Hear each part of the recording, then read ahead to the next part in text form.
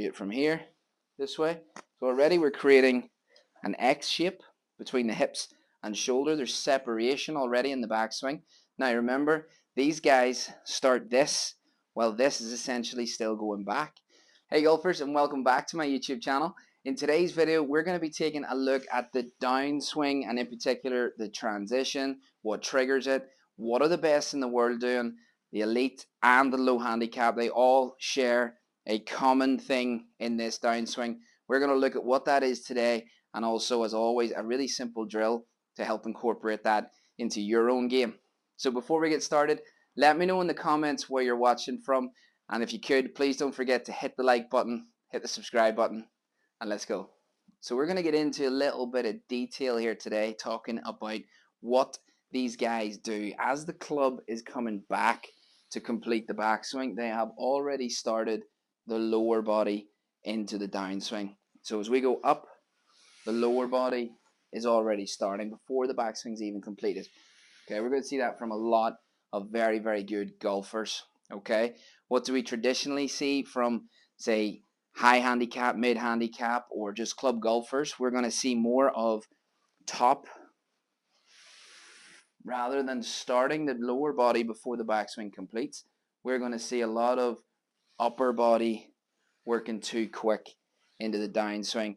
Causes all sorts of problems over the top, steep shaft, maybe then having to early release, early extend, a whole load of things. So once we learn this and understand it, it can really, really help your golf game. Now, firstly, we have to talk about something called X factor, because it's at play, and I think if you can understand it, it'll really, really help you transition it into your own game.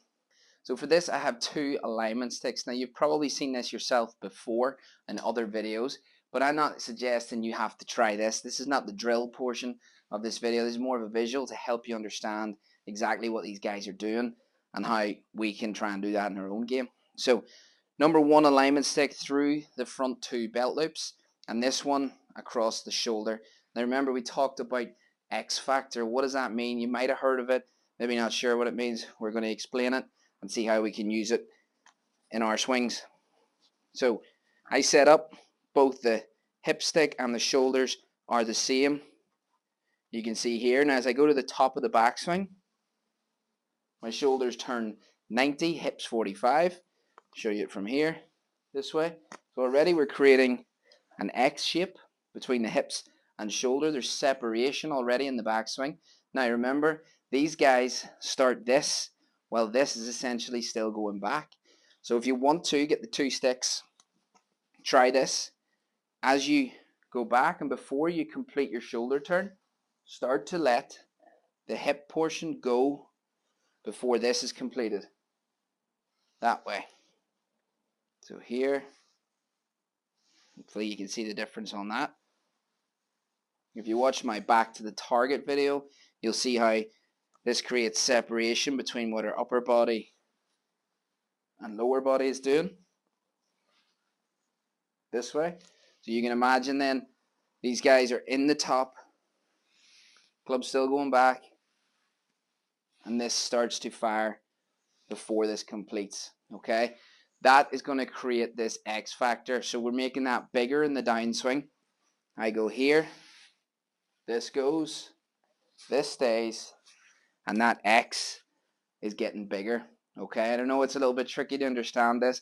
I think if you do get the two alignment sticks, try this before you complete your backswing. Let your lower body start to go. You'll really feel that sort of twisting in your body, and that can be a great way to create power.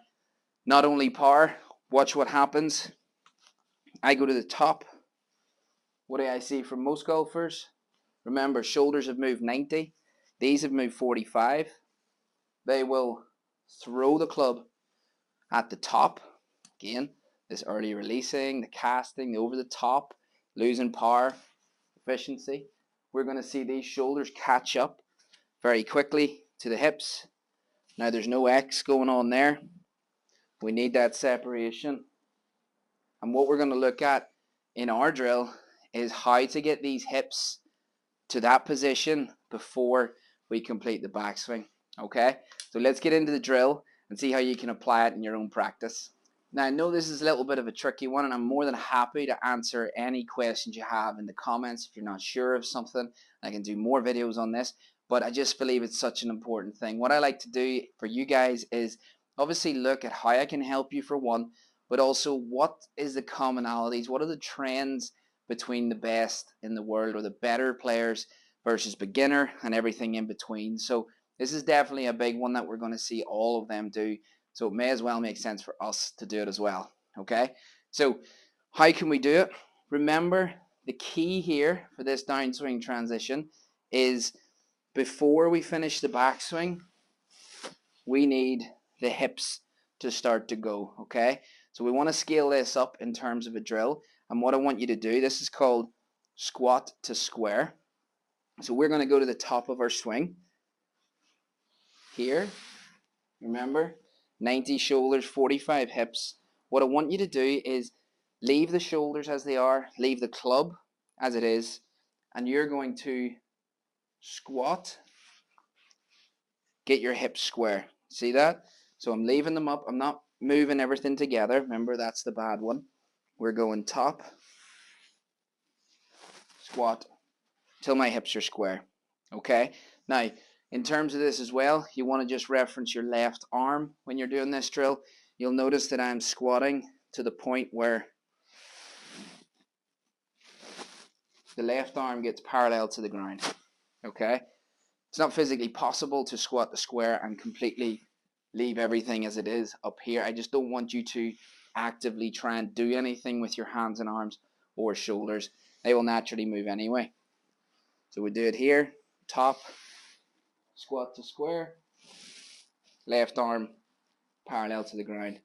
Really, really nice position to be in. Now remember, this is not just about power or efficiency. This is also about the plane in which you swing the golf club. I go to the top and throw everything. Shaft gets steep. Whole manner of problems from that because it's steep. Got to already extend. Head drops down. This can be a lot of scooping going on as well in an attempt to try and shallow that out. We would see the shaft come down much more shallow behind me because I'm leaving those up. I'm letting the hips bring that down into a really good position. Okay, so first things first, feel that. You know, you could say, right, I want to get this move. I'm going to do the 2 alignment sticks first, get the feel, then do this. It's just a dry drill. We're not hitting a ball yet. I'll do that in a second. But get a feeling of what this is like, okay? And you have 2 reference points.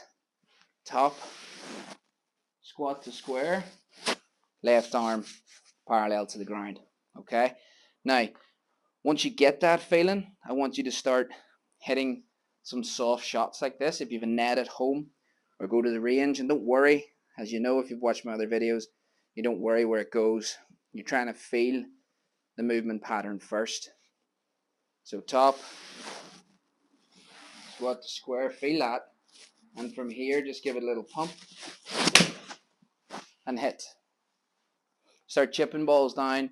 Get the feeling of what it's like to hit shots with your hips racing in front of your upper body, not all as one. Okay, so a couple of those, then I'll show you what we're going to do next. Top, there, pump, and hit. You can really start to feel the separation between your upper body and lower body, and it's almost like the club wants to just fire into the golf ball. So swing speed and things, once you get this, will start to get quicker, and as I said, the plane of your swing as well. So now we're going to go full swing, but I want you to feel this in one motion and very slow. So top, feeling before my club completes its backswing, I've already started to squat to square. That way. And you can see that. Also the lag that will create as well. Okay, and then once you feel that, you're going to hit a nice soft one.